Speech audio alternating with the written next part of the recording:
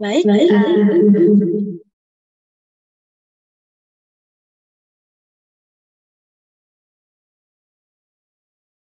baik teman-teman, maaf memohon menunggu lebih lama karena ada kendala teknis. Jadi teman-teman diminta untuk on kameranya ya teman-teman, dan mengikuti kegiatan ini sampai akhir karena nantinya akan ada absensi dan resume yang akan dikumpulkan di link Google Form. Baik, akan saya mulai. Assalamualaikum warahmatullahi wabarakatuh. Selamat pagi dan salam sejahtera bagi kita semua. Yang terhormat Kepala Laboratorium Program Studi Ilmu Pemerintahan Bapak Ali Rojikin, SAP MPA. Yang kami hormati Direktorat Jenderal Aplikasi Informatika Republik Indonesia, Ibu Chairina Eskom MTI. Yang kami banggakan, mahasiswa Program Studi Ilmu Pemerintahan UMM serta para peserta kuliah praktisi pada pagi hari ini. Marilah kita panjatkan puji syukur kehadirat Tuhan Yang Maha Esa atas limpahan rahmat, taufik, dan hidayahnya, sehingga pada hari ini, Kamis, 6 April, di Zoom meeting ini dengan penuh kehangatan dan kebersamaan kita dapat hadir dan berkumpul dalam kuliah praktisi mata kuliah Praktikum Teknologi Informasi Pemerintahan. Kegiatan kuliah praktisi ini didukung penuh oleh Program Studi Ilmu Pemerintahan UMM dan Laboratorium Pemerintahan UMM. Tak kenal maka tak sayang, perkenalkan saya Ardia Safiria Regita sebagai moderator pada acara pagi ini. Susunan acara pada pagi hari ini yang pertama adalah pembukaan, kemudian dilanjutkan oleh sambutan dari Ibu Khairina selaku narasumber, lalu dilanjutkan dengan pemaparan materi oleh narasumber, sesi tanya jawab, dan terakhir penutupan. Hadirin yang berbahagia, mengawali acara pagi ini, kita akan simak bersama sambutan sekaligus pembukaan yang akan disampaikan oleh Direktorat Jenderal Aplikasi Informatika Republik Indonesia, Ibu Chairina Eskom MTI. Kepada Ibu Chairina Eskom MTI, kami persilakan. Assalamualaikum warahmatullahi wabarakatuh. Waalaikumsalam warahmatullahi wabarakatuh. Ya, selamat pagi, salam sejahtera buat kita semua. Terima kasih ya rekan-rekan yang sudah berkenan bergabung pada pagi ini. Kita bisa berdiskusi bersama. Ya, ada beberapa hal yang bisa kita diskusikan nanti gitu ya. Kemudian terkait dengan sambutan, saya kaget juga nih ada sambutan ya. Ada sambutannya. Baik, pada pagi ini kita coba akan berdiskusi terkait dengan sistem pemerintahan berbasis elektronik sebagai salah satu tujuan ya, salah satu cara sebenarnya ini salah satu cara untuk menuju tata kelola pemerintahan yang lebih baik gitu. Ini mohon maaf tadinya saya kira ini dari jurusan terkait dengan ilmu komputer dan sejenisnya, ternyata ilmu pemerintahan. Waduh, ini lebih menarik lagi nih didiskusikan sama teman-teman dari ilmu pemerintahan ya. Karena sekarang kalau kita bicara pemerintahan, tidak lagi hanya sekedar pemerintahan yang tradisional gitu ya, dengan cara-cara lama gitu. Tapi nanti akan ada cara-cara baru, sehingga ini akan bisa membawa manfaat yang lebih besar lagi kepada kita semua. Sekali lagi, saya atas nama Kementerian Kominfo berterima kasih atas kesempatan yang sudah diberikan kepada kami untuk bisa berkomunikasi dengan rekan-rekan semua di sini. Ini kalau boleh tahu di semester berapa ya? Di tingkat berapa, semester berapa? Untuk kuliah praktisi ini di semester 4. Ibu. Oh, di semester 4. Oke. Baik, ini saya jadi ngerasa muda lagi juga gitu ya, ada di antara teman-teman semua. Mudah-mudahan apa yang bisa saya sampaikan, ilmu yang bisa saya sampaikan nanti bisa bermanfaat, tidak hanya untuk teman-teman yang ada di sini, tapi teman-teman ini semua jadi sebagai pembaharu ya, sebagai pembaharu pembawa misi masa depan Indonesia gitu. Dan ini serius ya, jadi teman-teman yang akan membawa masa depan kepada Indonesia. Jadi ilmu-ilmu yang ada di sini yang kita pelajari tidak hanya dari saya tentunya ya, banyak ilmu ini yang akan membawa ke pemerintahan Indonesia yang lebih baik ke depannya. Amin ya, mudah-mudahan menjadi satu bentuk amalan kita juga, amalan baik kita, sehingga bisa membawa masyarakat menjadi masyarakat yang lebih baik ke depannya. Mungkin dari saya sambutannya seperti itu. Terima kasih. Assalamualaikum warahmatullahi wabarakatuh. Waalaikumsalam warahmatullahi wabarakatuh. Demikian sambutan dari Direktorat Jenderal Aplikasi Informatika Kominfo Republik Indonesia. Terima kasih kepada Ibu Syairina atas sambutannya. Hadirin yang berbahagia, resmilah sudah acara pembukaan kuliah praktisi mata kuliah Teknologi Informasi Pemerintahan. Acara selanjutnya adalah pemaparan yang akan disampaikan oleh narasumber kita hari ini, yakni Ibu Syairina. Ini acara yang kita tunggu-tunggu ya. Kepada Ibu Syairina, kami persilakan kembali untuk menyampaikan pemaparan materinya. Oke, makasih Mbak Ardi ya, Mbak Ardia. Iya, Oke. Ibu Ardia. Makasih Mbak Ardia. Ini saya coba akan share. Ada satu materi dari saya terkait dengan SPBI sebenarnya. Tapi saya coba tambahkan satu paparan lagi, karena ini ternyata teman-teman dari ilmu pemerintahan ya.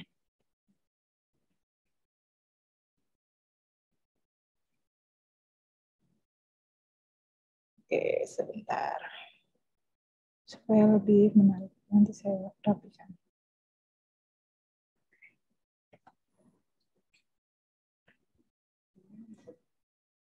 Oke, saya coba share screen.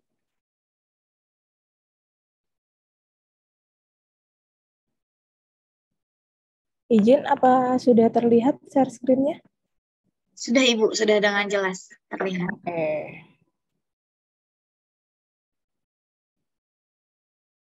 Oke, baik rekan-rekan semuanya, dari mahasiswa dari jurusan ilmu pemerintahan ya, UMM.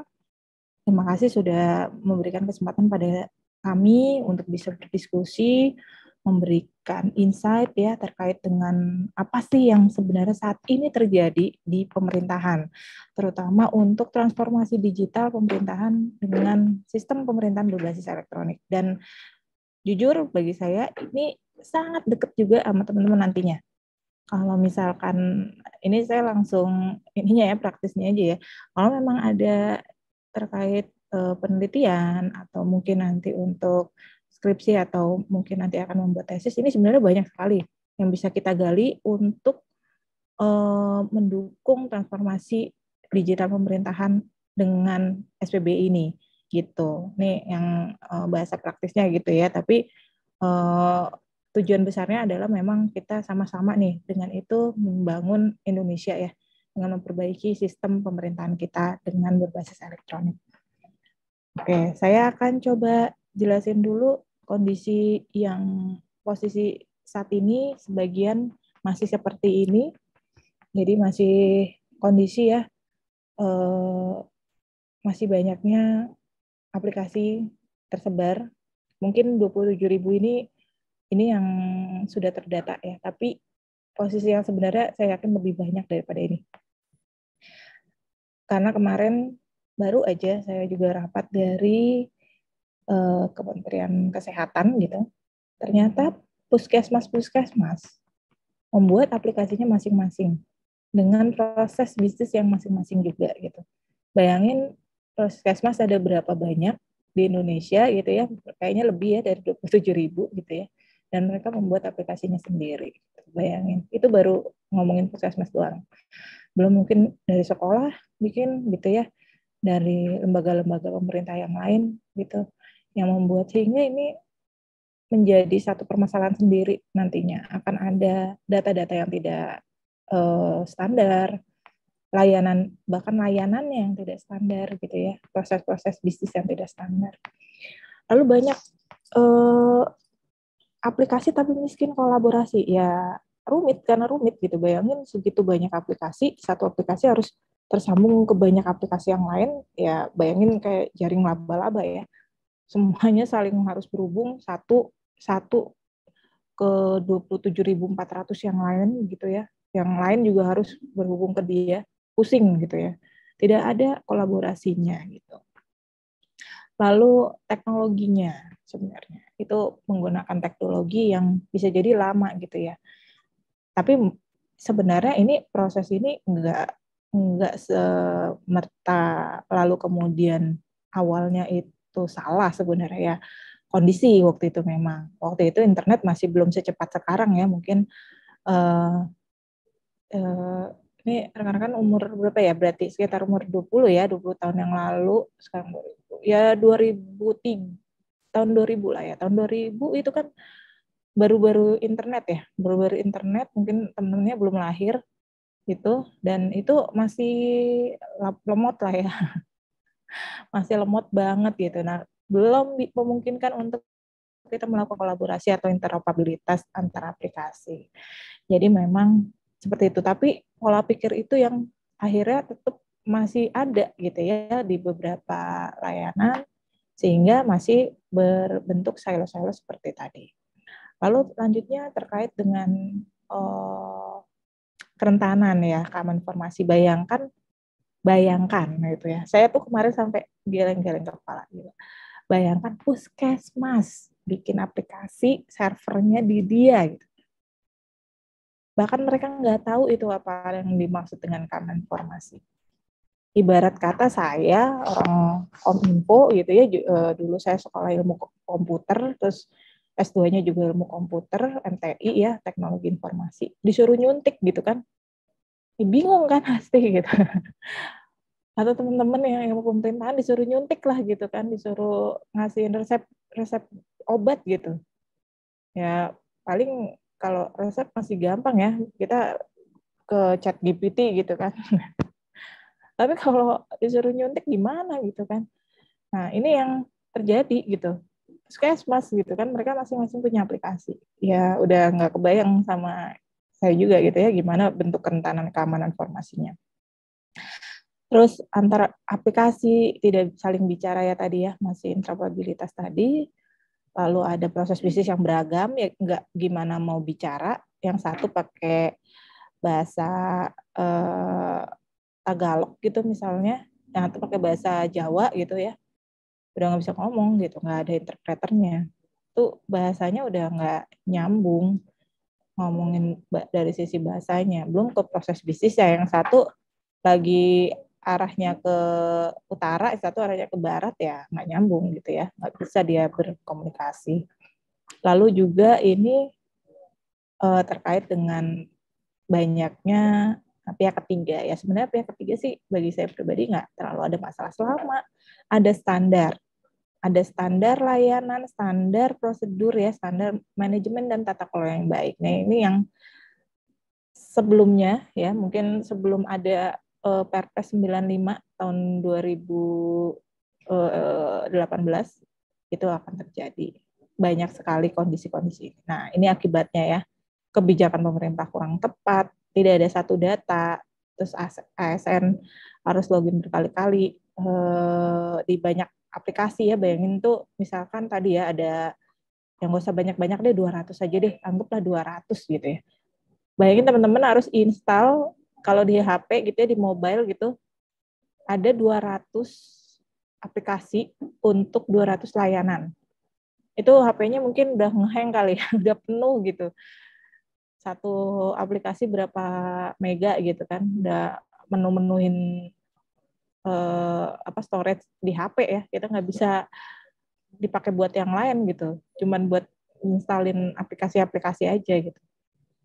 Terus kemudian kedaulatan data, ya keamanan informasi, segala macamnya banyak inefisiensi dan seterusnya. Ini yang menjadi concern kita terkait dengan kondisi e-government. Oke. Nah, ini harapannya kita ada transformasi digital. Kondisinya ini ada TIK, pemerintahan itu seperti apa, pemerintahan publik yang berbasis elektronik yang andal, mudah, terpadu, dan seterusnya. Ini kita saat ini sudah punya sistem pemerintahan berbasis elektronik. Nah, ini ada di Perpres 95 tahun 2018. Ini saya belum masukin perpresnya ya, saya tulis aja di sini ya. biar nanti teman-teman juga bisa. 95 tahun 2018. Kalau yang jurusan lain mungkin nggak terlalu memperhatikan ini, tapi mungkin karena ini pemerintahan, saya akan tambahkan di sini. Dan kita saat ini juga punya satu perpres lagi, ada perpres 132 tahun 2022. Ini tentang arsitektur SPBI. Dan ada perpres 39 tahun 2019 tentang Satu Data Indonesia. Oke, saya tulis di sini ya. Nanti saya akan bagikan ke panitia untuk paparannya. Oke.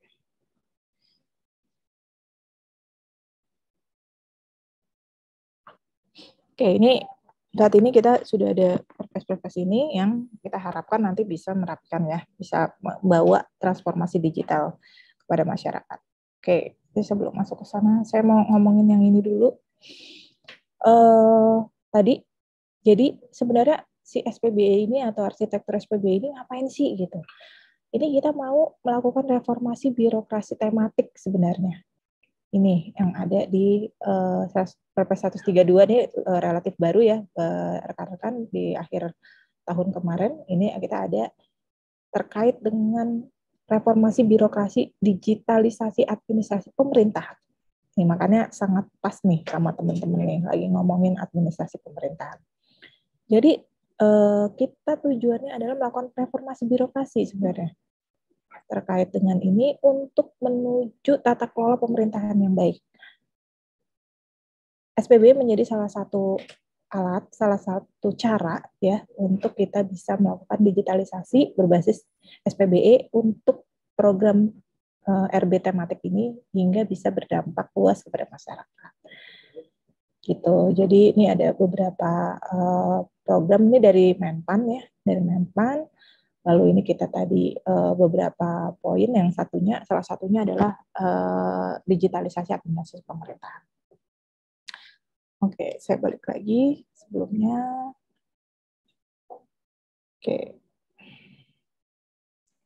Oke, ini tahap transformasi digital nih, mohon maaf ya rekan-rekan, ini saya kayak menceritakan sejarah ya, sejarah masa lalu. Mungkin kalau teman-teman yang ada di sini ini udah ada di sini sebenarnya gitu ya. Kalau sebagai manusianya ya.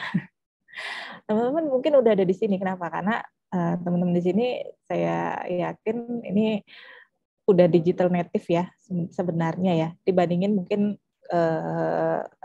saya gitu ya. Di 20 tahun yang sebelumnya lagi dari teman-teman lahir gitu kan.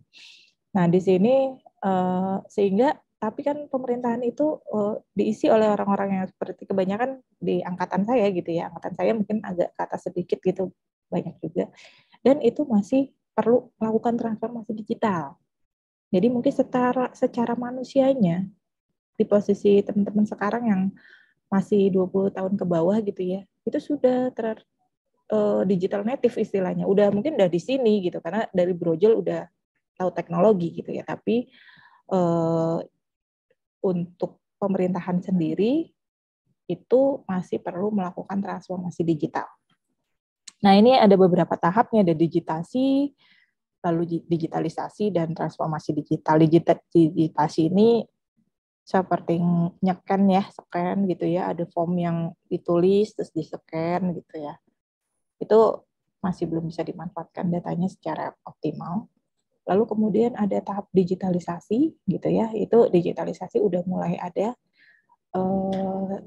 elektronik ya, mungkin formnya udah elektronik tapi belum terhubung gitu ya, mungkin di sekitar 10-20 tahun yang lalu ya masih tahap digitalisasi. Lalu kemudian transformasi digital gitu ya, yang sekarang yang kita harapkan bisa lebih efektif lagi. Oke, kemudian revolusi industri 4.0 ini disrupsinya, disrupsi kenapa kita kemudian pemerintahan itu juga harus melakukan transformasi gitu ya. Nah, ini ada disrupsi revolusi industri 4.0. Tapi sebenarnya yang lebih mendisrupsi lagi, kalau menurut saya, bukan cuma sekedar kondisi teknologinya, tapi pandemi. Pandemi ini membuat kita saat ini ketika ada diskusi seperti ini bisa dilaksanakan secara online gitu.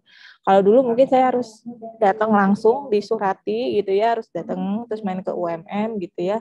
Walaupun mungkin teknologi Zoom juga udah ada, kan tidak terbiasa, tidak ada budayanya untuk melakukan seperti itu gitu kan. Tapi dengan adanya pandemi kita dipaksa. Dan sebenarnya dari sisi infrastrukturnya juga sudah ada IoT, udah ada big data, cloud computing, AI ya segala macam ini sudah ada. Dan ini yang membuat kita bisa berdiskusi secara virtual seperti ini dengan tempat dan jarak yang jauh gitu ya di waktu yang sama gitu. Oke. Mungkin ini penjelasannya saya nggak terlalu menjelaskan karena saya rasa bisa jadi teman-teman udah banyak tahu juga ya terkait ini. AI ya kayak ChatGPT gitu ya, mungkin ini juga jadi tantangan ya. Kalau di kampus-kampus mungkin tantangannya juga cukup besar gitu ya, sampai ada untuk menginikan kalau ada orang atau anak gitu ya melakukan plagiat gitu tapi dari ChatGPT itu kayak gimana ya, sampai ada tuh nanti aplikasi-aplikasi untuk ngecek apakah dia dapetnya dari ChatGPT atau emang dia pikir sendiri gitu. Lalu cloud computing ya yang saat ini juga sudah dilakukan, kita mungkin pakai Google Drive, itu udah pakai cloud computing ya, Google Drive, terus kita pakai spreadsheet gitu, dan membuat kolaborasi diskusi kolaborasi, misalkan bikin paparan bareng segala macam, itu berarti sudah menggunakan cloud gitu. Dan kalau teman-teman sudah pakai cloud computing gitu, misalkan ganti HP ya, kontaknya tuh udah ada di ini ya, udah ada di cloud gitu ya. Jadi ganti HP juga nggak perlu mindahin data lagi gitu, tinggal kita buka dari cloud aja seperti itu. Kalau dulu punya HP ya itu harus dipindahin ke kartunya dulu, dari kartu pindahin lagi ke HP yang lain gitu ya. Sekarang udah sudah nggak ada lagi kayak gitu kayaknya. Ini udah pakai cloud computing. Gitu juga pakai big data, kita udah banyak ya yang analitik segala macam. IoT ini terkait sama sensor ya, kebanyakan sensor terus datanya disimpan gitu pakai IoT. Ini banyak nanti dipakai misalkan di pertanian gitu ya, jadi otomatis gitu, misalkan oh ini pupuknya kurang, dia nambahin sendiri gitu, dia ada sensor pupuk, ada sensor keasamannya kurang atau apa gitu ditambahin, atau di pertanian di nelayan kayak gitu bisa, atau airnya kurang segala macam nanti disiram dan seterusnya dengan jumlah yang bisa terukur gitu ya, sehingga bisa optimal dari sisi pemanfaatan pupuknya, airnya, dan seterusnya. Oke, saya lanjut dulu. Oke, ini satu kata, kalau misalkan saya diminta satu kata untuk transformasi digital pemerintahan, maka intinya adalah keterpaduan. Kalau di posisi hari ini keterpaduan. Posisinya masih belum terpadu. Jadi maka kita saat ini menyusun nanti saya akan jelasin terkait dengan arsitektur FPBI-nya seperti apa, itu kita siapkan sehingga nanti akan bisa merapikan gitu ya. Merapikan itu nggak sekedar dari aplikasinya, tapi mulai dari prosesnya, mulai dari proses bisnisnya. Aplikasi itu, teknologi itu belakangan. Makanya saya senang nih bisa diskusinya sama teman-teman di ilmu pemerintahan, karena itu belakangan gitu. Teknologi itu nanti dia sarana prasarana aja, tapi yang terpenting adalah bagaimana kita ngerapiin proses bisnis pemerintahannya, manajemen tata kelola dari pemerintahan ini. Nah itu nanti akan banyak saya diskusikan. Lalu terkait dengan apa yang ada di teknologinya ini ada sistem penghubung layanan pemerintahan ya, kita nanti melakukan interoperabilitas data, ada pusat data nasional yang sekarang juga sedang dibangun, dan aplikasi umum SPBI. Kebetulan saya ketua tim untuk aplikasi umum SPBI, aplikasi SPBI, nggak cuma yang umum, aplikasi SPBI. Jadi aplikasi yang nanti akan dimanfaatkan di sistem pemerintahan berbasis elektronik secara nasional. Nah, kemudian terkait dengan integrated services, kita juga saat ini sedang menyusun atau membangun portal layanan publik. Jadi tadi ya yang harus diinstal itu nanti bisa dijadikan satu gitu. Jadi kayak, sorry saya kalau nyebut merek ya, misalkan kayak Gojek itu bisa ada banyak layanan, itu nanti cuma satu aplikasi aja yang harus diinstal. Jadi kayak apa ya istilahnya, super apps lah gitu, atau apalah ya gimmick-gimmicknya. Tapi itu seperti itu. Oke, sebentar. Ini kira-kira suaranya agak terganggu nggak ya, berisik nggak ya? Kalau nggak saya coba pindah soalnya. Ya Ibu, ada suara lain mungkin dari tempat Ibu ya? Iya betul, dari tempat saya. Nanti saya coba pindah dulu ya. Baik Ibu.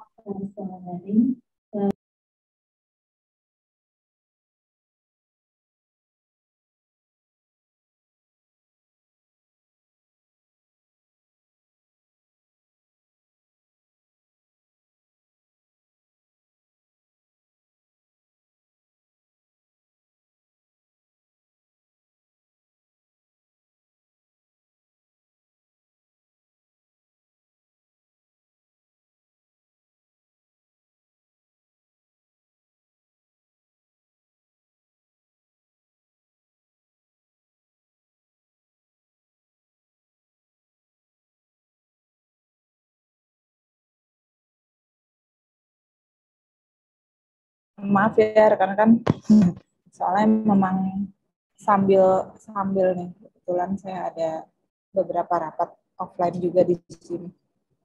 Oke. Mudah-mudahan udah lebih baik ya suaranya.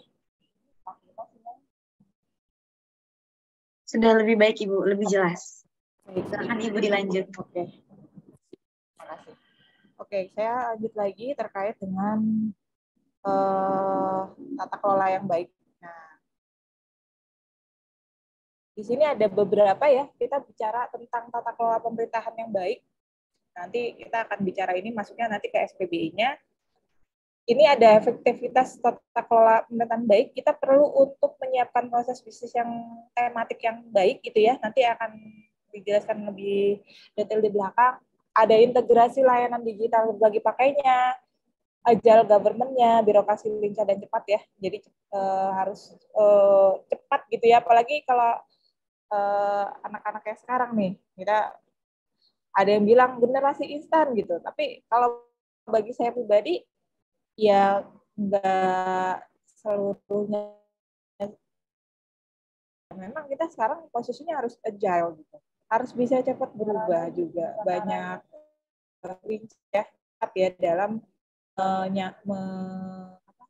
terkait dengan perubahan gitu ya. Ketika ada perubahan itu bisa banyak kita memberikan pilihan-pilihannya itu udah solusi-solusinya harus cepat berubah gitu, makanya agile. Lalu ada standar keamanan informasi, interoperabilitas aplikasi, ya ini teknologinya ya, sebelah kanan, sebelah kirinya non-teknologi gitu. Kalau bahasa saya ya, karena saya orang teknologi. Jadi yang sebelah kanan nih yang teknologinya, interoperabilitas data dan informasi. Nah ini yang kita coba selaraskan nanti pakai arsitektur SPBI. Seperti itu. Nah ini mudah-mudahan dari sini kita bisa lebih lanjut, bisa dijelaskan. Oke ya, ini saya coba menjelaskan dulu tentang sistem pemerintahan berbasis elektronik itu sendiri. Tujuannya mewujudkan tata kelola pemerintahan yang bersih, efektif, efisien, dan akuntabel, mewujudkan layanan publik berkualitas terpercaya, keterpaduan, efisiensi, dan penyelenggaraan sistem pemerintahan berbasis elektronik. Nah ini yang sebelah kanan ini ada beberapa poin-poin manajemen yang harus disiapin ya, manajemen ada di Perpres 95, ada manajemen risiko, manajemen keamanan informasi, manajemen data, manajemen aset, manajemen layanan, pengetahuan, dan manajemen perubahan, manajemen SDM. Lalu juga ada audit. Jadi ini ada audit TIK. Sebenarnya ada satu lagi, ada audit keamanan informasi, ada satu lagi. Oke, nah ini ada di Perpres 95 ya. Nah, siapa saja stakeholder atau pemangkunya? Ini memang kita agak unik ya, kalau di pemerintahan yang lain mungkin itu ada badan sendiri begitu yang akan menjalankan ini, seperti di Korea gitu ya. Tapi kalau kita di Indonesia ini memang kolaboratif. Ini kita kolaboratif, ada dari beberapa instansi yang kemudian kita bekerjasama. Jadi terkait dengan ini ada Menpan sebagai ketua tim koordinasinya, ada di Menpan. Tapi kemudian juga dibantu dari Menteri Kominfo, Menteri Dalam Negeri, Kepala BRIN, Kepala BSSN, Menteri Keuangan, dan Bappenas. Ini semua masuk ke dalam tim koordinasi SPBE nasional. Seperti itu. Mereka punya masing-masing punya peran masing-masingnya di sini ya, untuk secara nasionalnya ya.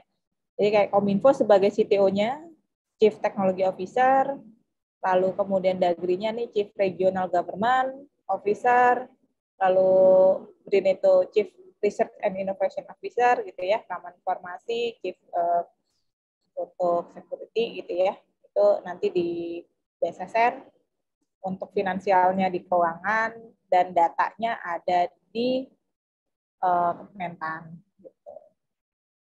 Datanya ada di Bappenas. Nah, untuk Menpan sendiri terkait dengan Chief Information Officer atau CIO nasional. Oke. Nah, ini yang tadi kita gambarkan ya sebelah kiri. Ini adalah gambaran dari arsitektur SPB nasional.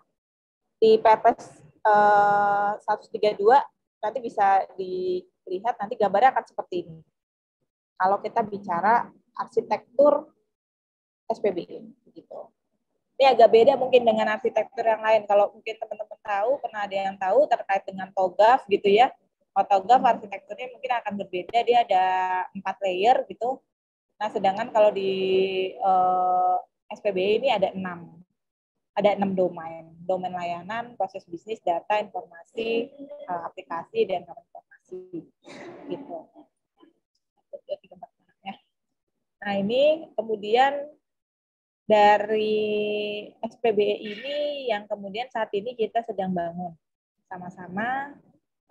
Kerangka besarnya seperti sebelah kanan ada portal tadi ya, yang saya bilang super apps-nya gitu ya, portal ini nanti jadi masyarakat nanti hanya perlu masuk ke dalam satu portal untuk bisa mendapatkan layanan, baik untuk layanan publik yang ke sifatnya publik atau ke internal pemerintah sendiri terkait dengan layanan administrasi pemerintahan yang didukung dengan beberapa komponen umum aplikasi ya. Di sini nih Kominfo nanti yang akan menyiapkan nih yang komponen umum aplikasinya juga yang paling bawah untuk infrastrukturnya. Jadi nanti peran Kominfo terkait dengan teknologi di aplikasi dan infrastruktur. Nah, yang di tengah ini yang nanti secara bersama-sama kolaboratif ini yang akan dilaksanakan oleh seluruh pemangku kepentingan. Tidak hanya tim koordinasi SPBE ya, tapi semuanya. Misalkan untuk layanan kesehatan, ya tentunya ada Kementerian Kesehatan, mungkin BPOM, itu juga akan masuk ke layanan-layanan yang perlu kita siapkan atau perlu kita berikan kepada masyarakat. Gitu.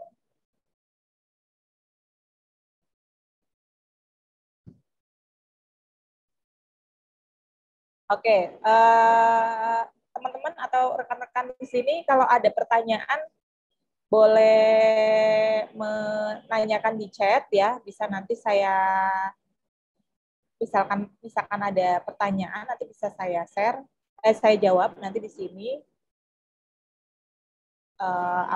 Nanti kita coba bisa saya jawab ya kalau misalkan kemungkinan nanti saya jawab, atau kalau memang ada waktu nanti boleh raise hand ya. Saya nggak apa-apa sih kalau emang ada yang masih kurang pas banget, boleh di chat aja mungkin ya, biar karena ini cukup banyak partisipannya. Kalau langsung bicara khawatirnya nanti terlalu rusuh. Silakan ya nanti kalau ada yang mau ditanyakan. Oke, ini saya balik lagi terkait dengan apa sih yang di dalamnya gitu ya. Kita akan ngapain gitu ya dengan ini semua. Jadi saya balik lagi ya tadi, saya bicara salah satu domain dari arsitektur SPBE yang menurut saya ini yang harus paling penting diselesaikan pertama, yaitu terkait dengan proses bisnis dan layanan di pemerintahan. Gitu. Nah, ini yang perlu diperjelas karena ternyata ketika kita lihat proses bisnis di pemerintahan itu sebagian masih ada yang tumpang tindih. Satu tupoksi gitu ya, satu tugas dan fungsi itu bisa ternyata dimiliki oleh beberapa tempat sekaligus. Nah, ini memang tugasnya Menpan tadi ya sebagai bagian dari tim koordinasi SPBE. Kalau Kominfo tadi teknologi, tapi kalau proses bisnis sama layanan itu ada di Menpan untuk ngecek itu sudah tepat apa belum. Kalau enggak berarti perlu ada perbaikan. Perbaikannya di mana? Di peraturan perundang-undangannya. Seperti itu ya. Nah, biasanya proses bisnis ini nanti ada di SOTK. Ada di SOTK, layanan dan proses bisnis ini biasanya ada di SOTK dan ada di Renstra. Gitu. SOTK tahu ya, organisasi ya. Jadi di pemerintahan itu ada biasanya kalau untuk kementerian itu ada di bentuknya berupa perpres dari presiden, perpres pembentukan, misalkan Kementerian Kominfo ada perpresnya, perpres berapa gitu ya, di dalamnya nanti ada tugas dan fungsinya tuh. Tugas Kominfo mungkin ini tugasnya apa, menterinya bla bla bla, nanti akan diturunkan lagi, misalkan tugas Kominfo di urusan pemerintahan, ya ini tingkat 2-nya ya di sini ya. Urusan pemerintahan terkait dengan komunikasi dan informatika. Kita ada 2 urusan kalau di Kominfo. Kalau yang lain kebanyakan 1. Misalkan terkait dengan urusan komunikasi dan informatika. Maka diturunkan lagi nanti. Gitu. Setiap dirjen punya fungsi apa aja. Misalkan dirjen saya aplikasi informatika berarti terkait dengan aplikasi dan informatika. Yang lain tentang komunikasi publik gitu. Tentang terkait sama sarana telekomunikasi gitu ya misalkan.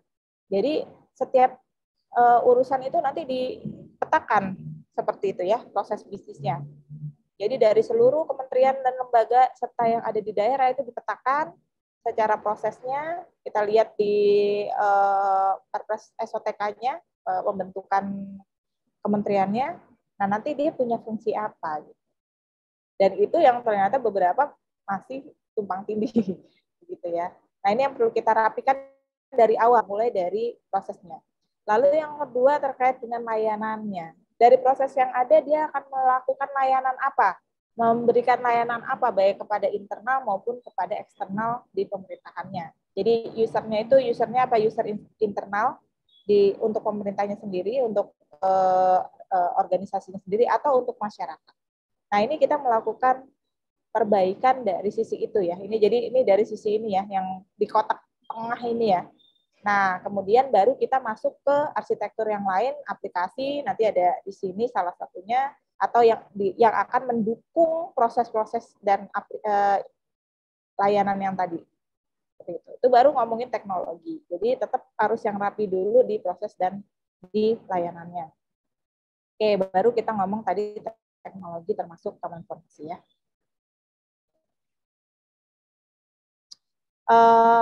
Ini arsitektur SPBE kerangkanya tadi kita udah bicara, saya sempat bicara sedikit. Ada proses, ada layanan. Ini ada proses, layanan, data, aplikasi, infrastruktur, dan keamanan informasi.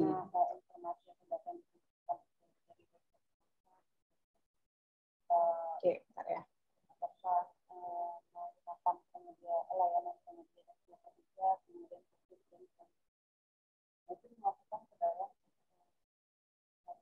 Ini kita masuk ke terkait dengan arsitektur proses bisnis.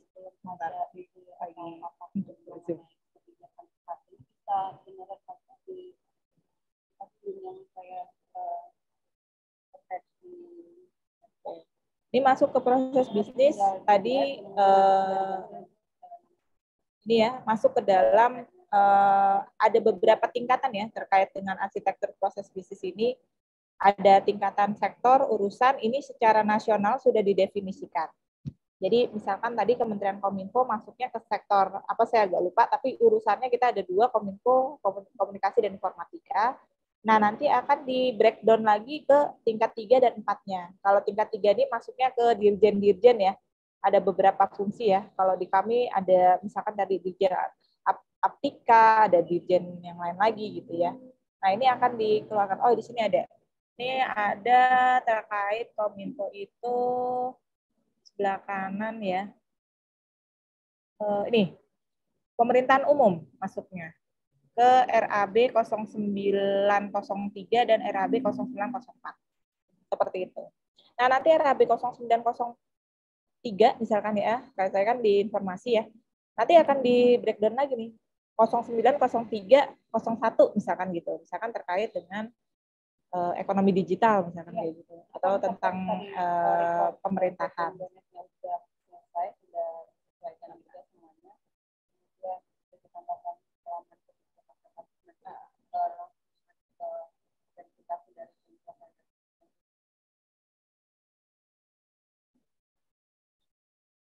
Oke, bentar. Ya, kemarin sebenarnya yang kan ada musik karena dari ya. Oke, saya lanjut lagi.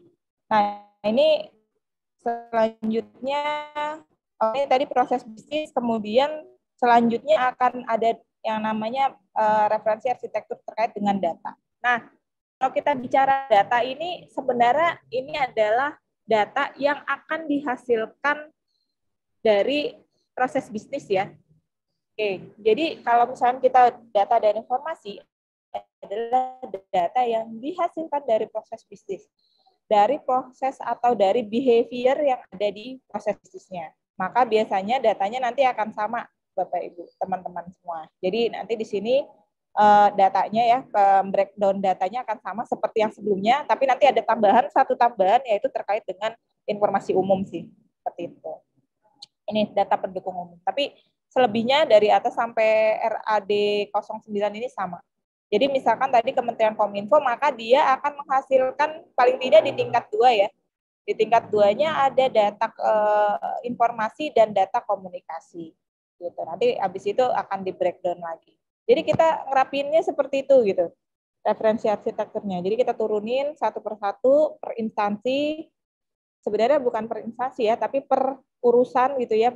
Kalau di proses bisnisnya per urusan, lalu per fungsi, subfungsi gitu diturunkan. Nah, itu nanti akan kelihatan mana yang ternyata ada fungsi, ada satu fungsi yang diampu oleh lebih dari satu instansi begitu. Nah, atau ada bahkan ketika diturunkan ada urusan yang tidak ada pengampunya gitu. Nah, itu juga lucu ya. Contohnya tuh kayak di sini ya. Jadi ini perkebunan, peternakan, perikanan. Perkebunan dan peternakan ini harusnya ini masuk ke dalam ke dalam urusan-urusan gitu ya. Ini masuk ke dalam urusan loh, bahkan perkebunan dan peternakan. Tapi di Kementerian Pertanian dia harusnya ada 3 nih ya. Kementerian Pertanian itu punya 3 urusan ya. Nah, di pertanian itu perkebunan ini hanya kalau nggak salah masuk ke eselon 3 gitu. Jadi udah jauh banget ya tingkatnya, di bawah banget nih, udah nggak ada di tingkat berapa gitu. Nah, padahal dia adalah satu urusan sendiri gitu.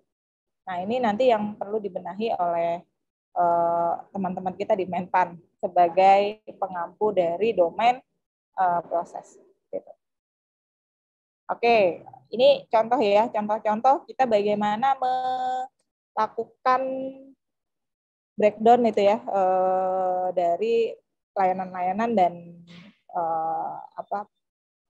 baik dari proses bisnis tadi ya, data ya. Nah, sekarang kita masuk ke layanan. Nah, Ini agak beda lagi ya, kita ngomongin layanan. Nah, dari layanan ini ada breakdown-nya. Dia kalau layanan kita bagi ke domainnya itu namanya layanan publik dan administrasi pemerintahan. Jadi nggak seperti yang tadi, kita masuk ada sektor-sektor gitu. Tapi kalau ini langsung ada dua aja, publik dan administrasi pemerintahan. Kalau publik itu sifatnya usernya eksternal ya, kalau administrasi pemerintahan usernya itu internal di pemerintahan itu sendiri. Seperti itu. Nah, ini juga nanti akan kita petakan begitu. Layanan apa sebenarnya yang nanti akan diberikan kepada masyarakat. Kementerian Kominfo akan memberikan layanan apa saja sebenarnya. Nah, ini biasanya ngelihatnya ada di Renstra.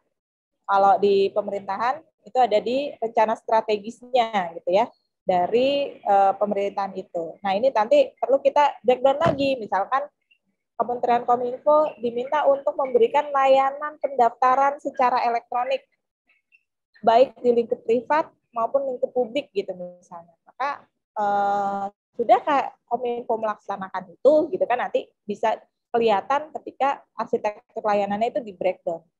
Jadi dia punya tugas, fungsi ya, tugas dan fungsi. Interface-nya kan berupa layanan, nanti juga perlu di breakdown layanannya apa saja dari proses bisnis yang nanti mereka laksanakan. Seperti itu. Misalkan contohnya di tempat kami itu juga ada layanan pusat data nasional. Gitu. Kementerian Kominfo diminta untuk menyiapkan pusat data nasional. Nah, sudahkah Kominfo memberikan layanan tersebut gitu ya? Nanti di sini ketika Kementerian Kominfo menyusun arsitektur SPBE Kominfo gitu ya, dia harus memetakan layanan-layanan itu. Apa saja yang perlu ada. Di atasnya itu ada proses bisnisnya, ada datanya, dan ada layanan. Oke, dari sini ketika kalau sudah siap begitu ya. Oke, ini saya kebalik ya, aplikasinya dulu sama infrastruktur. Nah, ini baru adalah arsitektur aplikasi dan infrastrukturnya. Yang sebelah kiri aplikasi, sebelah kanan infrastruktur. Nah, ini ada aplikasi umum, ada aplikasi khusus, ya. Tadi saya sudah sebutkan. Nanti yang akan menjadi representasi dari layanan. Nah, kalau kita bicara layanan, kan sebenarnya layanan ada layanan yang manual ya, gitu ya. Tapi kalau dalam konteks SPBE ini artinya berarti kita sedang bicara layanan yang secara elektronik. Maka layanan yang secara elektronik tadi dilaksanakan atau dibuka dengan menggunakan sistem elektronik, dalam hal ini aplikasi dan infrastruktur. Ini baru yang tugas Kominfo tadi. Jadi tadi misalkan ada layanan publik apa,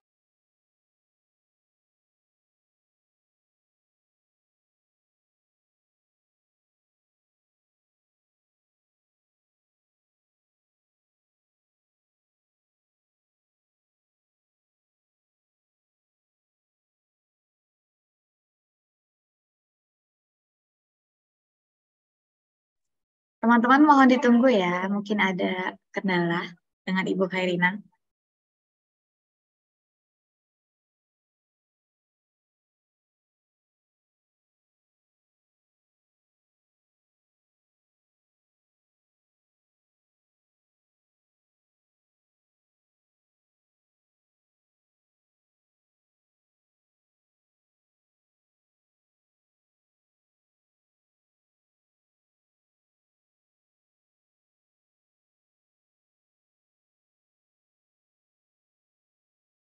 mohon maaf tadi kelempar. Saya nggak usah pakai video ya. Iya Ibu, nggak apa-apa. Ya, karena ini tidak stabil di sini, di tempat saya. Sepertinya rebutan ini internetnya. Sudah makin siang, jadi makin rebutan. Oke, saya ulangi dari aplikasi ya. Tadi ada aplikasi umum dan aplikasi khusus. Jadi nanti ini yang akan mendukung layanan tadi ya, layanan supaya bisa dilaksanakan secara elektronik, maka dia perlu untuk disiapkan aplikasinya. Baik aplikasi umum dan khusus. Nah, apa nih bedanya aplikasi umum dan khusus? Aplikasi umum ini adalah aplikasi yang dipakai secara berbagi pakai dan bersama-sama. Contohnya adalah yang terkait dengan manajemen dan tata kelola di pemerintahan. Misalnya terkait dengan aplikasi keuangan, gitu ya. Seluruh kementerian atau lembaga itu pasti punya ya kebutuhan terkait dengan keuangan. Maka terkait dengan keuangan baik itu perencanaan, penganggaran, barang jasa, ya pengadaan barang jasa, BMN itu harusnya masuk ke dalam aplikasi umum, gitu. Nah, untuk aplikasi khusus ini yang sifatnya khusus sebenarnya. Sifatnya khusus yang hanya dipakai di instansi itu, misalkan pajak, bea cukai gitu ya, pajak, bea cukai, imigrasi, ini masuknya ke dalam aplikasi khusus. Nggak ada aplikasi bea cukai di daerah gitu ya, atau di Kementerian Kominfo nggak ada aplikasi bea cukai. Tapi kalau untuk penganggaran ada gitu ya, di Kementerian Kominfo ada, di Kementerian Menpan ada gitu ya, tadi Kementerian Bappenas ada gitu ya, seperti itu. Begitu ya tentang pengarsipan seperti itu ya. Sekarang aplikasi umum yang sudah ditetapkan itu ada 3 terkait dengan pengaduan, lapor namanya, lapor SP4N.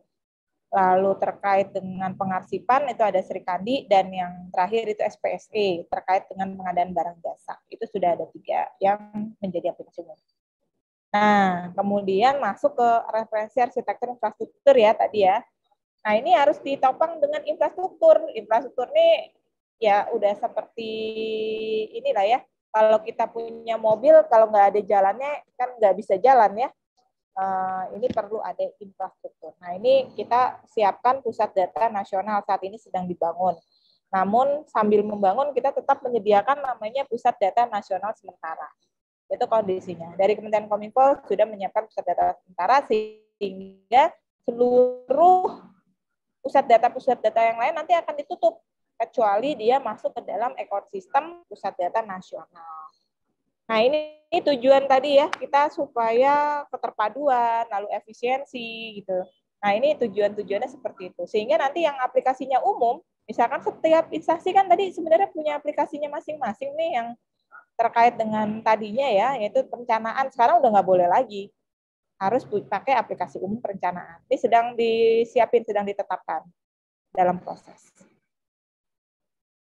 Oke, mungkin itu ini tadi Kominfo ya, tugas dan fungsi Kominfo ini kita sudah menyiapkan dari domain infrastrukturnya, pusat data nasional. Kalau dari PP 95 ini ada SPLP, kita harus diminta menyiapkan juga sistem penghubung layanan pemerintah tadi. Jadi supaya bisa berkomunikasi tadi, kita siapin SPLP dan jaringan intra pemerintahnya, jaringannya juga akan kita siapin. Kemudian dari domain aplikasinya, aplikasi pengembangan dan harmonisasi aplikasi SPBE, lalu ada pengembangan super apps juga SPBE dan big data yang juga sedang kita siapkan.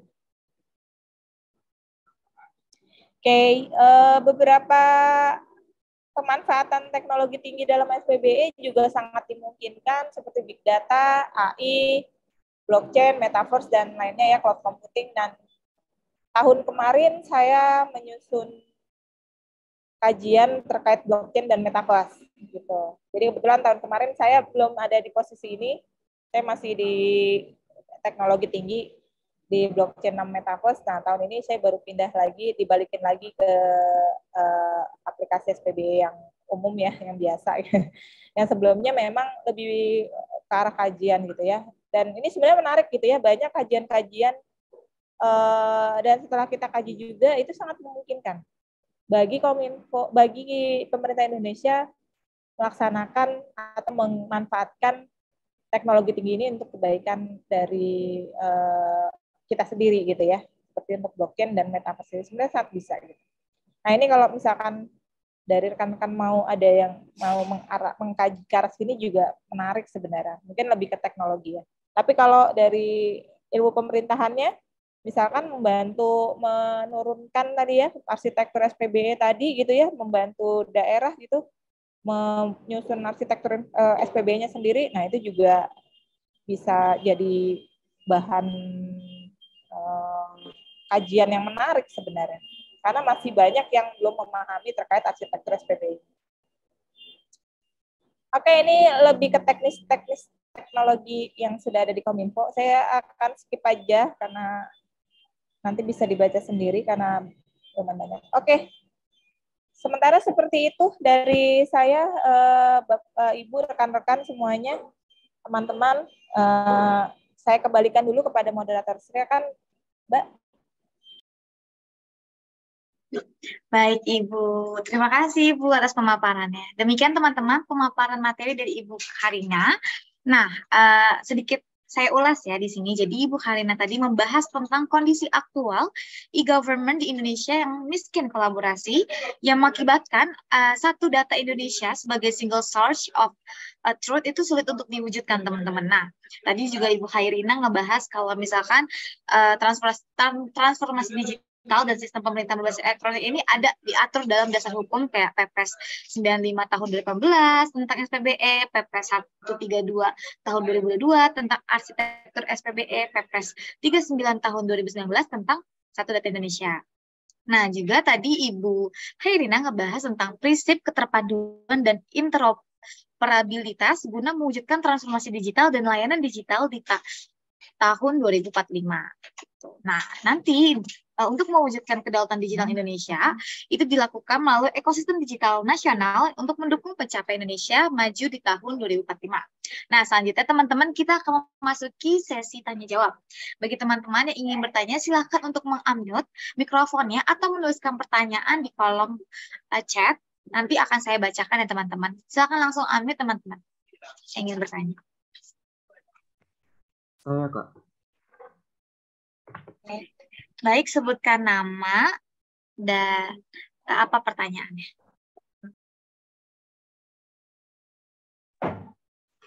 Ya, saya Ahmad Alamsyah. Di sini saya ingin bertanya mengenai pelayanan publik berbasis digital. Jadi dalam mengenai pelayanan publik berbasis digital untuk memenuhi tata kelola pemerintahan yang baik. Di sini saya kasih contoh daerah saya yaitu Kota Tangerang. Jadi di Kota Tangerang itu sudah memiliki program yang dinamakan Tangerang Live, yang dimana di Tangerang Live ini di dalamnya terdapat livable, investable, visitable, dan e-city. Yang dimana keempatnya itu belum secara komprehensif dipahami terutama bagi kalangan lansia. Jadi dengan begitu, bagaimana indikator keberhasilan e-government apabila masih adanya ketidaksiapan SDM terutama pada kalangan lansia?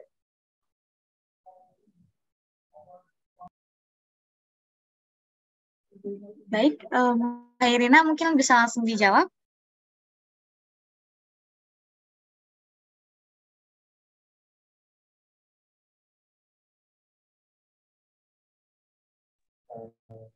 Baik, tadi pertanyaannya bagaimana untuk menilai suatu layanan ya?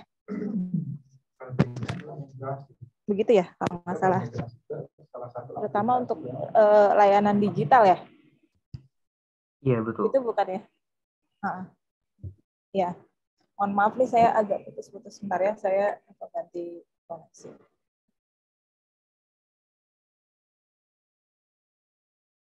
Kalau sekarang suara saya udah terdengar lebih jelas nggak? Terdengar dengan sangat jelas, Ibu. Oke, baik. Ya, jadi sebenarnya ini agak sedikit berbeda ya, tapi nggak apa-apa. Memang ini juga jadi salah satu concern dari ini Kemenpan itu punya deputi pelayanan publik sebenarnya, dan mereka juga saat ini sedang merevisi terkait dengan bagaimana evaluasi dari sebuah layanan. Karena tadinya masih yang dibahas masih baru yang manual gitu, layanan yang manual yang dinilai gitu kan. Harus ada ininya gitu, harus ada toiletnya misalkan gitu, harus ada tempat anak bayi main gitu, ada tempat ibu menyusui segala macam. Kan kalau udah online kan tidak itu yang dinilai begitu ya. Nah, kalau misalkan kita menggunakan sistem terkait dengan SPBE ya, kita kembali ke SPBE tadi. Sebenarnya ketika kita bicara layanan, ya kita lihat dari manajemen dan tata kelola dari SPBI-nya. Nah, ini nanti kalau di SPBI ada evaluasi juga sebenarnya, ada evaluasi SPBI, bagaimana manajemen dan tata kelolanya. Termasuk sebenarnya yang masuk ke dalam manajemen itu terkait dengan SDM-nya. Gitu. SDM itu tadi ya, user itu tidak hanya yang ada di internal ya, di internal tapi juga di eksternal. Artinya itu salah efektivitas pengguna. Dan ini sebenarnya menarik untuk kita siapkan ya. Kalau dari layanannya sendiri, sebenarnya dari Menpan itu juga, yang tadi ya Deputi Pelayanan Publik itu kan juga punya SP4M lapor terkait dengan pengaduan. Itu sih salah satunya. Mereka lihat dari pengaduan juga. Melihat dari pengaduannya, lalu yang kedua juga sebenarnya dari efektivitas itu bisa kita melakukan semacam, harusnya mereka setiap layanan itu sebenarnya ada kewajiban untuk melakukan SKM, survei kepuasan masyarakat. Harusnya. Nah, harusnya dari situ ada penilaiannya. Nah, SKM-nya sendiri gitu ya. Ini kebetulan kami juga ikut membantu juga di situ. Saat ini posisinya peraturan yang masih untuk SKM yang sifatnya layanan yang manual, belum yang elektronik gitu. Ini walaupun belum ya tetap kami siapin sih, tetap ya kalau di beberapa aplikasi kami tetap siapin SKM-nya gitu ya. Jadi di situ nanti kita akan melihat nih bagaimana sih efektivitasnya, berapa banyak sih yang penggunanya gitu kan. Anggaplah ini lansia, seberapa banyak lansia, terus berapa banyak yang make gitu ya, ternyata mungkin baru yang make kejangkauannya baru 1% misalkan seperti itu. Ya berarti kita perlu pertanyakan di situ. Itu Mas kira-kira yang saya tahu ya, karena ini terkait dengan layanan publiknya. Baik Ibu, terima kasih banyak atas jawabannya. Baik Ibu, lanjut ke pertanyaan kedua ya Bu. Izin saya untuk bacakan. Ini pertanyaan dari Amaya Sabila. Mohon izin bertanya, saya Amaya dan seperti yang sudah dijelaskan oleh Ibu Khairina selaku dari Kominfo, mengingat pemerintah sekarang sedang merintis dan memperjuangkan transformasi digital berbasis SPBE, namun seperti yang kita ketahui bersama, realita lapangan yakni kompeten SDM di negara kita masih belum terintegrasi. Kemudian jangkauan informasi dan keamanan itu juga belum secara kuat terbentuk. Apalagi masih ada masyarakat yang belum mendiseminasi teknologi informasi. Lalu langkah seperti apa untuk mengatasi masalah yang ada di dinas, kabupaten, atau kota kita saat ini yang menjadi bukti hambatan negara kita mewujudkan transformasi digital berbasis SPBE? Silakan Ibu dijawab.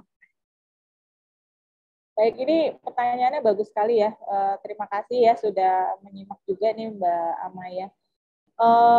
Ya, ini memang tantangan kita semua begitu, mulai dari SDM, lalu kemudian terkait dengan infrastrukturnya juga, betul banget Mbak, saat ini Kementerian Kominfo pun masih terus berusaha ya, masih ada blank spot juga di beberapa desa di Indonesia, dari total sekitar 80-an ribu desa gitu ya, kalau nggak salah masih ada desa yang blank spot tuh 17-an ribu atau 20 ribu gitu ya.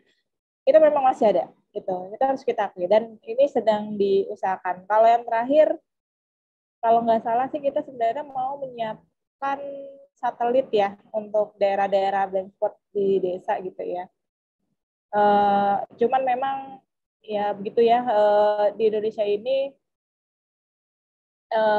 ada yang namanya ini ya, kasus yang terakhir itu kalau boleh tahu, yang teman-teman juga mungkin udah tahu, kebetulan memang terkait dengan korupsi gitu ya, di korupsi juga kemarin itu masuk. Jadi sekarang terkait dengan infrastrukturnya agak slow gitu, karena kemarin sempat ada kasus terkait dengan korupsi di Bakti gitu. Tapi mudah-mudahan ini tidak menghambat kita ya, nih makanya saya tadi bilang gitu, perlu ada anak-anak muda yang punya semangat gitu ya untuk bisa memperbaiki bahasa ini dan tahu gitu ya bahwa ada permasalahan ini gitu.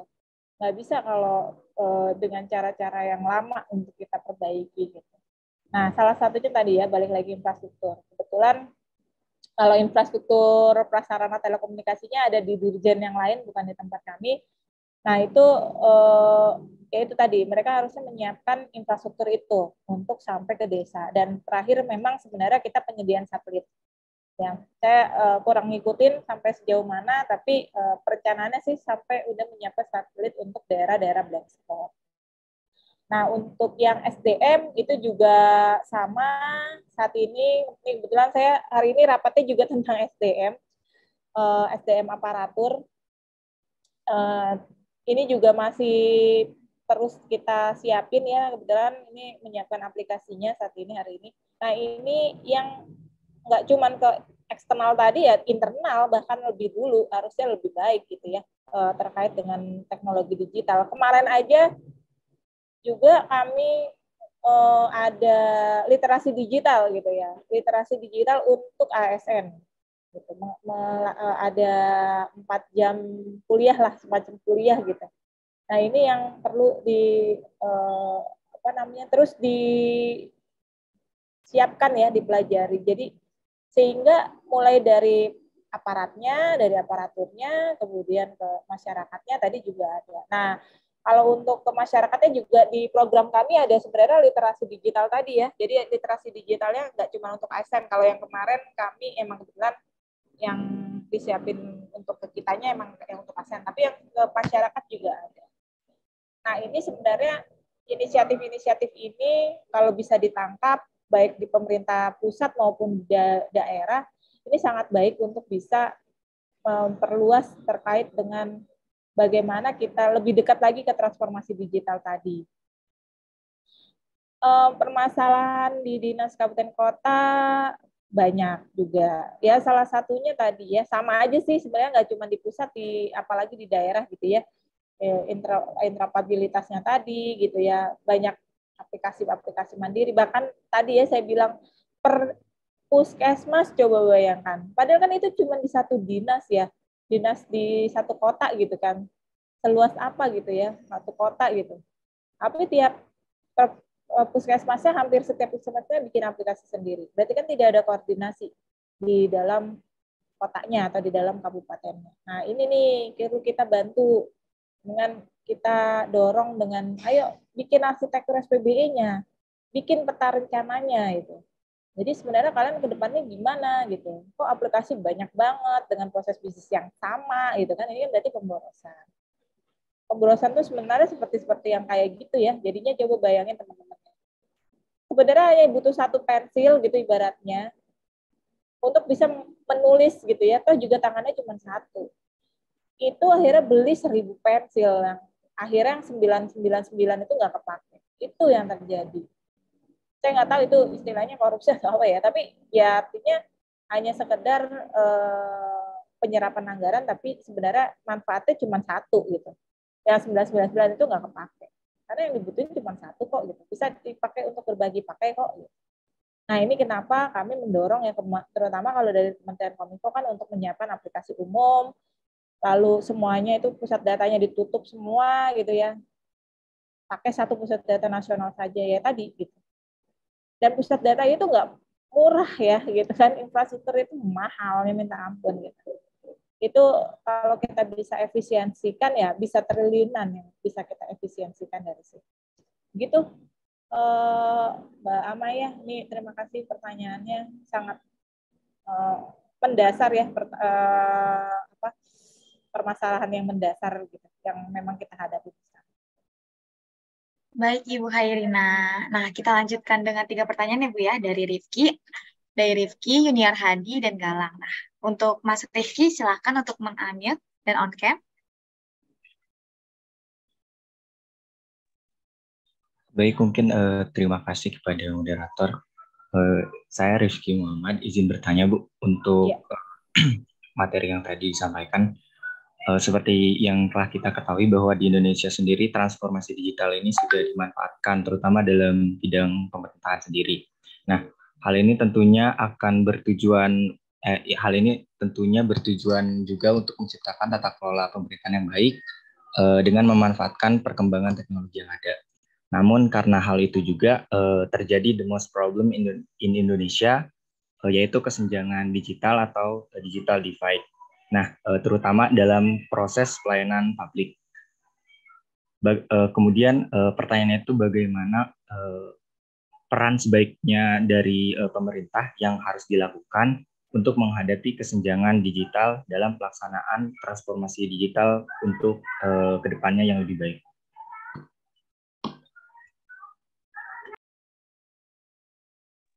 Baik, Bu Khairina, silakan Bu. Baik, terima kasih Mas Gilang ya tadi ya. Mas Rifki, Bu. Oh, Mas Rifki, sorry Mas Rifki. Oke, terima kasih Mas Rifki. Ya, ini juga salah satu problem ya. Ini kalau ngobrolnya sama teman-teman Kemendagri ini biasanya kami ini bagian kena protes. Ini digital ya apa ya, kesenjangan digital gitu ya bahasa Indonesianya. Kesenjangan digital ini gimana kita solusikan gitu. Misalkan kami meminta pemanfaatan aplikasi umum yang harus dipakai di seluruh pemerintah gitu kan. Nah, nanti yang teriak biasanya orang Dagri. Ini kan daerah kita kan nggak semuanya sama gitu, biasanya seperti itu. Salah satunya ya tadi ya sebenarnya pemerataan infrastruktur ya, terutama untuk di luar Jawa gitu. Itu kalau orang di Jawa itu benar-benar dimanjakan gitu. Di luar itu yang listriknya kadang sehari cuma berapa jam itu terjadi gitu ya di beberapa tempat, atau bahkan malah belum dialiri listrik. Nah, ada beberapa solusi. Yang pertama tentunya mempercepat proses infrastruktur tadi. Kalau dari Kominfo ada palaparing gitu yang harus dilaksanakan. Tapi itu juga harus didorong bersama-sama sebenarnya sama pemerintah daerahnya. Karena ada beberapa isu atau kasus itu kan kita kalau di pusat kan menyediakan backbone-nya ya, istilahnya backbone-nya gitu ya. Nah, dari backbone itu ditarik ke masing-masing tempat titik itu ya mesti dibantu sama pemerintah daerahnya. Kadang dari backbone itu ditarik kalau misalkan daerahnya ramai dan padat ya, seperti di Jawa itu Telkomsel, terus Indosat gitu ya, mungkin Telkom segala macam, itu berlomba-lomba mereka langsung narik sendiri ya dari mereka sebagai swasta gitu ya, mereka ada CBN lah apa gitu, banyak lah. Kalau Excel segala macam. Itu mereka inisiatif sendiri gitu. Mereka untuk narik gitu.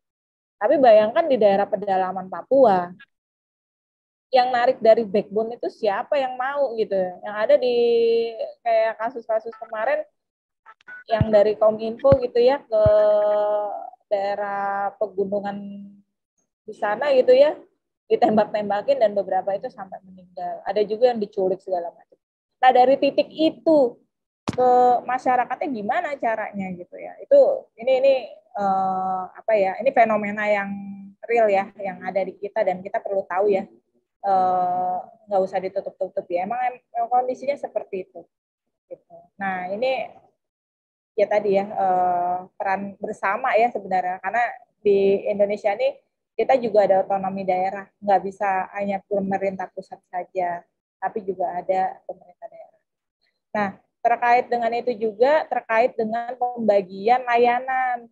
Jadi memang sebenarnya kalau yang idealnya itu, kemarin saya juga udah banyak diskusi sih sama teman-teman deputi pelayanan publik ya. Kita mulai dari persona. Ketika kita menentukan sebuah layanan itu sebenarnya kita harusnya menentukan persona layanannya. Siapa aja sih yang menerima layanan kita? Karena setiap persona bisa jadi proses bisnisnya beda. Ada yang personanya itu kayak teman-teman yang ada di sini ya, digital native gitu. Ya, mungkin kalau yang form-form aja diketawain gitu. Kamu udah biasa pakai metaverse kok gitu, ngapain juga cara-cara kayak gini gitu misalnya gitu ya. Kan jadul banget gitu kan. Di sisi lain ada yang disabilitas, ada yang orang-orang tua gitu ya. Ini sebenarnya ketika bicara layanan publik secara elektronik ini ya harus dimulai dari personanya. Cuman memang berproses ya teman-teman ya. Ini berproses. Saya sendiri juga artinya belum bisa memastikan ini akan bisa terjadi satu hari ini ya, belum bisa, karena ibaratnya untuk fungsi-fungsi dasar aja, nggak usah ngomong sama itu, banyak layanan yang memang belum tercover gitu ya, belum dilaksanakan. Nah, ini banyak hal yang perlu dikoordinasikan, termasuk proses-prosesnya ya, kesepakatan proses bisnis yang dasar-dasar dulu lah, yang untuk orang-orang normal lah gitu ibaratnya. Yang 80-90% aja yang personanya yang ada gitu ya, nggak usah yang disabilitas gitu kan. Yang untuk 80-90% persona umum aja itu banyak layanan-layanan yang masih berbentuknya manual. Jadi kita memang ada skala prioritas nih yang untuk bisa kita laksanakan. Gitu. Mungkin itu Mas, aduh saya lupa tadi namanya. Mas Rifki ya. Udah. Mas Rifki, iya. Terima kasih banyak, Bu. Ya. Di chat kayaknya ada lagi ya. Ya, baik. Saya bacakan 2 pertanyaan lagi ya, Bu ya, untuk habis itu kita penutupan ya. Yang pertama dari Yuniar Hadi Satriawan. Sebelumnya beberapa waktu belakangan di Indonesia pernah viral kasus Bjorka dan bisa mengakses berbagai data atau hack kependudukan, bahkan presiden dan menteri pun bisa disusupi. Lantas, bagaimana sebenarnya keamanan data kependudukan di Indonesia dan bagaimana respon Kominfo untuk kedepannya agar data kependudukan di Indonesia jauh lebih baik? Terima kasih Ibu, silahkan dijawab. Baik, terima kasih. Ya, kalau di arsitektur SPBE sebenarnya terkait keamanan informasi itu ada di BSSN ya. Jadi kalau dari arsitektur SPBE itu ada di sana. Tapi saya akan jawab secara umum. Jadi seperti itu. Kenapa ada forum Satu Data Indonesia gitu? Karena siapa wali datanya, siapa pembina datanya, siapa produsen datanya, siapa yang berwenang, siapa yang bertanggung jawab terhadap data, kadang itu masih belum clear. Gitu ya. Ini nggak ngomongin yang kasus khusus yang terkait data aja ya, tapi semua layanan yang ada deh. Gitu. Karena tadi pemetaannya itu belum jelas gitu. Kadang ada data yang dikumpulkan tanpa ada kewenangan dari pihak yang mengumpulkan. Kalau sekarang untungnya udah keluar juga ya undang-undang PDP ya terkait dengan perlindungan data pribadi. Ini kita bersyukur udah keluar. Akhirnya bisa mendorong gitu ya, paling enggak secara perlahan untuk ada kesadaran terkait dengan data pribadi ini. Karena boleh dibilang kalau orang Indonesia termasuk yang cuek sih sama datanya gitu ya, ada di bungkus kacang gitu ya, kadang tuh tiba-tiba bungkus kacangnya pakai fotokopian kakak gitu, ada nomor kakaknya, ada nomor KTP kita kan ada di situ ya, nomor pegawai ke kependudukan kita gitu kan ada di situ gitu, ada di bungkus kacang itu gitu. Terus ada bungkus nasi uduk gitu kan. Ini saya jadi ngomongin makanan mulu ya, aduh. Kayak udah lapar ini jam segini. Nah, itu seperti itu gitu ya. Terlalu cuek juga kita. Ya, jadi memang kalau ngomongin keamanan itu nggak cuma dari satu sisi, tapi di banyak sisi. Keamanan informasi itu harus dimulai dari usernya juga gitu ya, penyedia layanannya juga gitu, sumber datanya juga, dan yang kalau menurut saya juga sangat penting, tadi sebenarnya ini data siapa yang punya, siapa yang milikin, siapa yang tanggung jawab gitu. Dan ada yang mengumpulkan itu tanpa tanggung, ya bukan tanpa tanggung jawab ya, dia ngerasa padahal enggak, harusnya kalau di arsitektur SPB itu tidak punya kewenangan itu, dan dia mengumpulkan. Saya nggak bisa ngomongin instansinya, tapi itu yang terjadi. Dan prediksi saya itu bocornya dari situ. Karena bocornya itu ketika melacak satu orang itu, dia nggak cuma dari data kependudukan doang, tapi ada data kesehatan juga, ada data macam-macam. Ada data keuangan dan data keuangan juga kalau nggak salah apalah. Pokoknya yang saya lihat itu ada beberapa data yang nggak cuma dari data kependudukan. Nggak mungkin dia cuma dapat dari data layanan kependudukan doang. Jadi ada beberapa.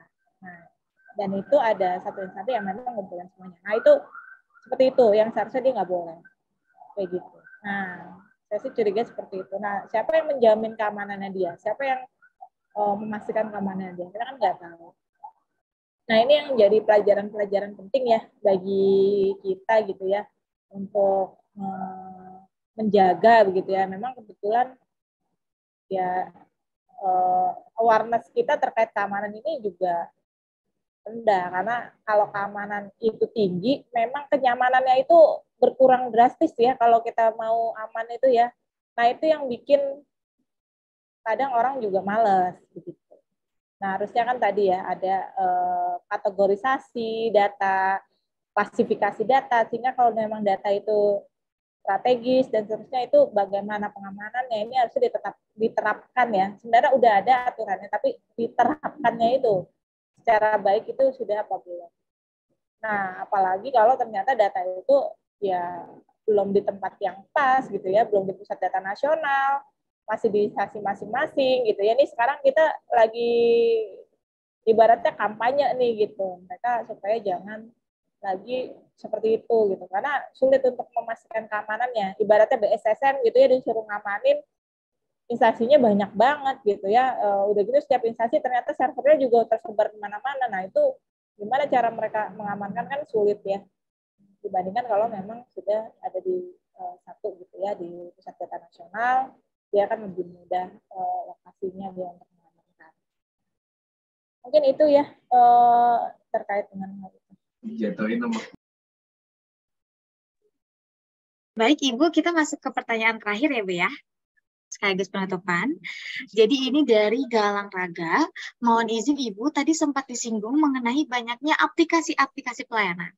Nah, apakah dengan banyaknya aplikasi tersebut membuat pelayanan semakin mudah atau justru semakin rumit? Dan apakah jika semua pelayanan itu terdiri dari beberapa aplikasi saja sesuai dengan kategorinya justru lebih mudah? Seperti contoh aplikasi data masyarakat yang terdapat KTP, SIM, KK, dan lain-lainnya dalam satu aplikasi. Silakan Ibu Hairina. Oke, ya, terima kasih Mas. Ini juga sebenarnya menarik ya. Ya kita sih mendorong pemanfaatan portal layanan publik ya. Nanti ini kita sedang bangun, Mas Gilang, ini ada, aduh saya sebenarnya agak males ya menggunakan istilah super app gitu ya, tapi orang pada senang pakai super app, tapi nggak apa-apa lah. Semacam super apps lah gitu ya, yang ada satu aplikasi nanti bisa untuk tadi cukup untuk semua layanan publik seperti yang ada di negara-negara lain gitu ya. Kita benchmark negara-negara lain itu sebenarnya satu gitu. Jadi nanti di dalamnya misalkan yang apa nih, government to business, government to citizen gitu ya misalkan, atau government to government. Aku pengen yang tentang bisnis lah gitu kan, aku pengen bikin perusahaan gitu. Nanti dia tinggal masuk ke situ, dia mau bikin perusahaan apa itu ada di situ gitu. Biasanya ke OSS ya, misalkan OSS gitu, dia bikin OSS, oh nih saya mau bikin ini, tinggal satu tempat ini, tapi dia sebagai masyarakat, oh aku juga perlu layanan kesehatan gitu, BPJS misalkan, ya udah di aplikasi itu juga gitu, masuk ke dalam portal. Walaupun nanti pemrosesnya boleh, masing-masing instansi tetap memproses, tapi kita sebagai masyarakat itu nggak ruwet ya untuk bahkan mencari aplikasinya aja. Jujur ya, ini ada aplikasi, saya kan di Tangsel ya, Tangerang Selatan gitu. Saya sampai nggak inget lagi loh itu kemarin, aduh untuk pengaduan tuh apa gitu. Akhirnya saya searching dulu di Google gitu. Oh ini aplikasinya baru saya install gitu. Dan itu pun nggak pernah ditanggepin sih waktu pernah saya mengadu gitu kan, layanan apalah namanya, panjang banget soalnya nama aplikasinya apa gitu.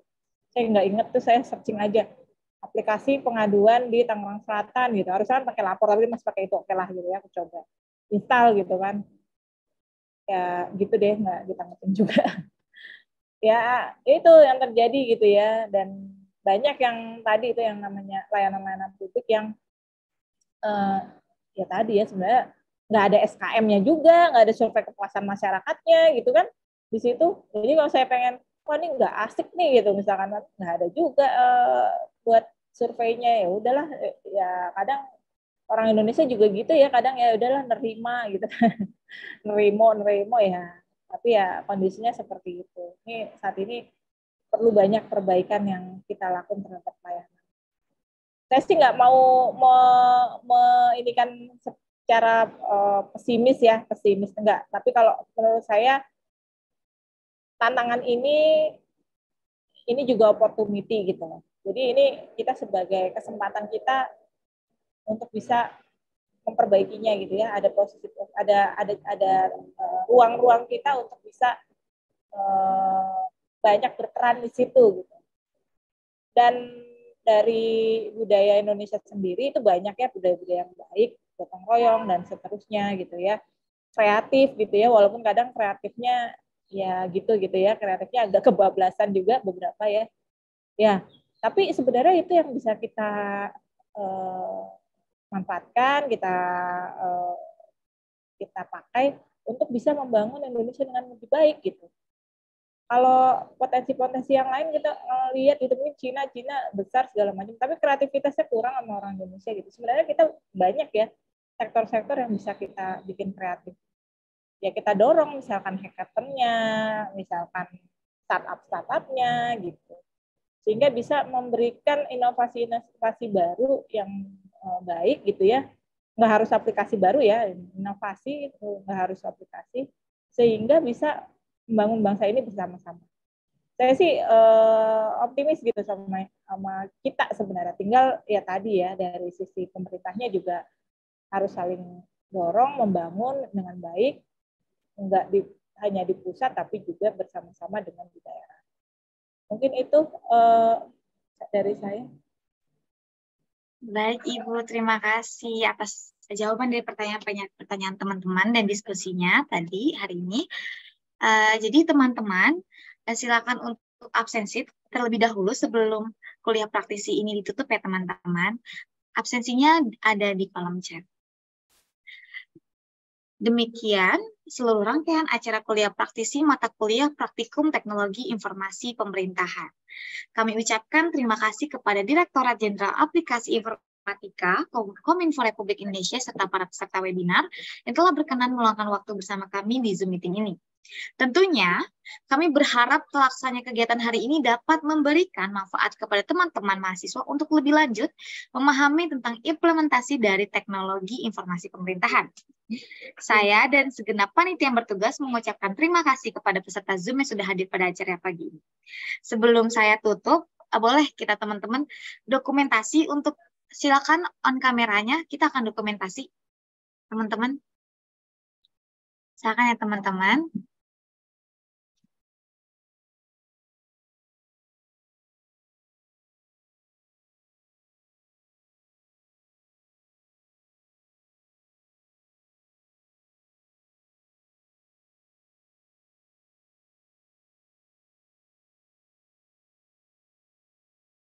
Baik teman-teman, ayo on cam semuanya.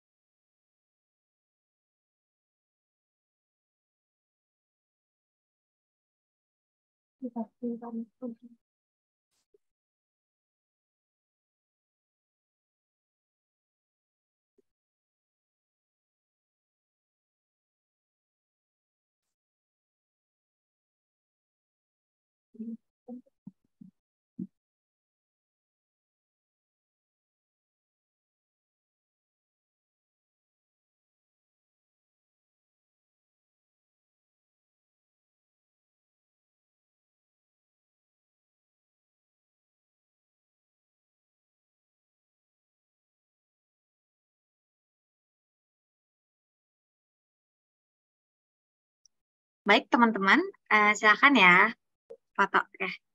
1, 2, 3.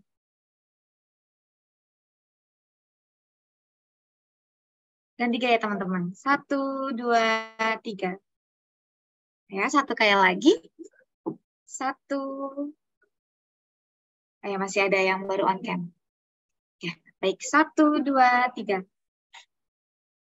Baik teman-teman, terima kasih Ibu Khairina atas materinya hari ini. Terima kasih banyak Ibu. Terima kasih teman-teman. Jangan lupa untuk absen ya teman-teman. Silakan absen di kolom komentar. Baik, saya Ardia Saferi Regita selaku moderator pamit undur diri. Wassalamualaikum warahmatullahi wabarakatuh. Waalaikumsalam warahmatullahi wabarakatuh. Waalaikumsalam. Terima kasih Mbak Ardia. Terima kasih. Dadah.